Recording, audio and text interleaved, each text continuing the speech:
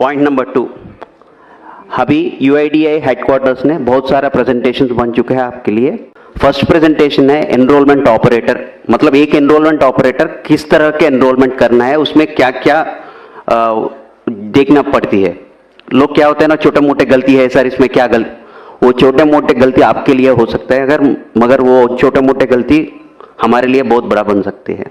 उसके ऊपर आप सब लोग कभी कभी बोलते हैं सर हमारा सस्पेंशन हो गया है, DOE 1 में हो गया है, DOE 2 में हो गया है, बायोमेट्रिक एरर में हो गया है। आपको ये सब पता होना चाहिए आपका गलती कितना छोटा है और कितना बड़ा है। इसके ऊपर एक प्रेजेंटेशन है। सेकंड थिंग, कुछ लोग पूछ रहे हैं कि सर नाम में चेंज करने पर भी रिजेक्ट हो रहा है। अगर मेरा नाम श्रीनिवास है, मैं अजय कुमार बनना चाहता हूं, ये गलत बात है। वो अजय कुमार बन के क्या कर रहा है आपको मालूम है? वो किसी दूसरे का प्रॉपर्टी को भी लेके जा रहा है। ये ऐसा स्थिति है ग्राउंड पे। इसीलिए आप जो भी नाम चेंज कर रहे हैं, मतलब श्रीनिवास से कोई दूसरा नाम से तीसरा नाम, ऐसा हो रहा है कि सोचो उस आदमी को सही डॉक्यूमेंट लेके आ रहा है कि नहीं आ रहा है, वो सब सोच लो। उसका पर्यवसान बहुत कठिन होता है। दूसरा ये है कि इसीलिए हमने एक स्टैंडर्ड ऑपरेटिंग प्रोसीजर निकाला है।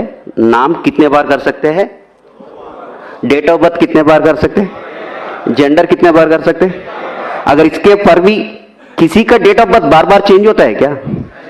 मगर कोई आदमी आ रहा है, इसका मतलब क्या है? हम तो वो सोचना पड़ेगा ना। फ्रॉड भी हो सकता है, कभी हमने भी गलती कर लिया होगा ना, आंख बंद करके टकाटक मार लिया हो तो गलत हो गया होगा। देखो जो आदमी आ रहे हैं उनका गलती है या हमारा गलती है, ये भी देखो। थोड़ा उनका प्रॉब्लम क्या है वो एसेस करने के लिए कोशिश करिए। सेकेंड थिंग इज, इसके साथ हमारा QC में बहुत सारा रिजेक्शन होता है। आप ये समझते होगी जो हम डॉक्यूमेंट यहां से अपलोड करेंगे वहां कोई देखने वाला नहीं है, हमको क्या फर्क पड़ने वाला, वैसा कुछ नहीं होता है। आप यहां से जो भी कागज भेजते हैं नीचे पैकेट के साथ, वो सारी बैकग्राउंड में वेरिफिकेशन होता है। मैं आपको बोलता हूं, मानने न मानो आपका बात है।